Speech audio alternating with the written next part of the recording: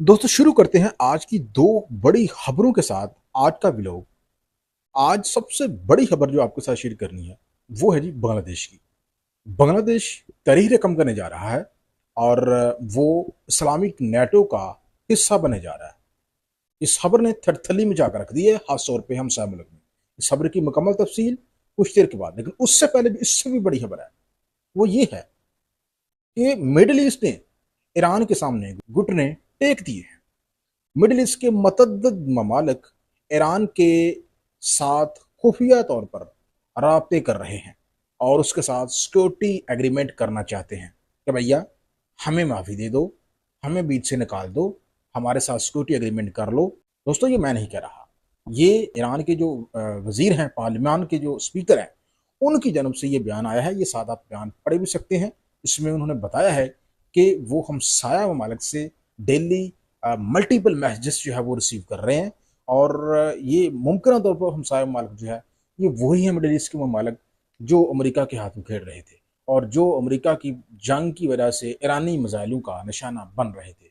तो ये दोस्तों एक बड़ा टर्निंग पॉइंट है कि मिडिल ईस्ट जो कि अमेरिका का तरीही इन्फ्लुएंस खित्ता रहा है, आज इस जंग के नतीजे में मिडिल ईस्ट के ममालिक का अमेरिका से एतबार उठ गया है और वो अब ईरान के साथ, जिससे उनको खतरा है, जिनसे वो खतरा महसूस करते हैं और डायरेक्ट उसके साथ एग्रीमेंट करना चाह रहे हैं। ये एक बहुत बड़ी जीत है ईरान की और ये बहुत बड़ी शिकस्त है अमेरिका की।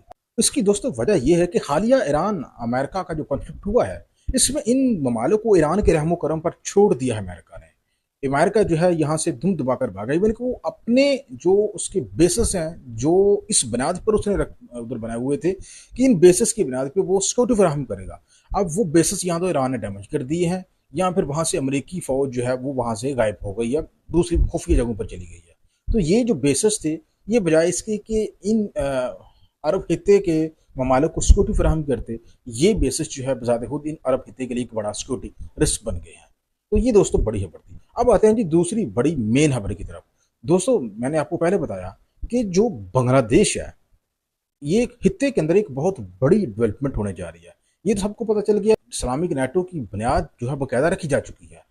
इस एग्रीमेंट के तहत इन तीनों ममालिक में से किसी एक ऊपर भी हमला, तीनों ममालिक के ऊपर हमला, यानी कि जो नेटो का आर्टिकल 5 है वही इस इत्तेहाद की बुनियाद रखी गई है। अब जो मजीद खबरें आ रही हैं वो ये हैं कि जहाँ अरब खिते के मजीद ममालिक इस पैक्ट में दाखिल होने के लिए कोशिशें शुरू कर चुके हैं, जिसमें मिस्र के बारे में बताया जा रहा है, कतर के बारे में बताया जा रहा है, कुवैत के बारे में बताया जा रहा है। लेकिन जो कन्फर्म खबर है दोस्तों वो बांग्लादेश के बारे में आई है। बांग्लादेश के बारे में डायरेक्ट बांग्लादेश की खबर नहीं आई, बल्कि हिंदुस्तान की मीडिया ने इस खबर को लीक किया है और उन्होंने बताया है कि बांग्लादेश अब हिंदुस्तान के हाथों से मुकम्मल तौर पे आउट हो चुका है। और ये बांग्लादेश जो कि हिंदुस्तान का इन्फ्लुएंस का एक मजबूत गढ़ समझा जाता था, आज हसीना वाजिद के बगैर ये बांग्लादेश भारत के हाथों से निकल चुका है और ये अब इस इस्लामिक नेटो का हिस्सा बनने के लिए तैयार है। बांग्लादेश के वजीर आजम तारक रहमान को सऊदी अरेबिया की जानब से न्योता भी आया है और बताया जा रहा है कि मुस्तकबिल करीब में बांग्लादेश के वजीर आजम जो है वो सऊदी अरब जा सकते हैं, जहाँ पे ये बड़ा ब्रेक थ्रू हमारे सामने आ सकता है। और एक और खबर आपको बता दूं कि बांग्लादेश के वजीर आजम ने अपना हिंदुस्तान का दौरा मुलतवी कर दिया है। उन्होंने कहा कि भैया हम हिंदुस्तान नहीं जा रहे, उस वक्त तक नहीं जा रहे जब तक हसीना वाजिद को बांग्लादेश के हवाले नहीं किया जाता। तो दोस्तों ये बड़ी डेवलपमेंट थी जो मैंने आपके सामने रखनी थी। वीडियो अच्छी लगे तो लाजमी लाइक कर दीजिएगा, चैनल सब्सक्राइब करिएगा।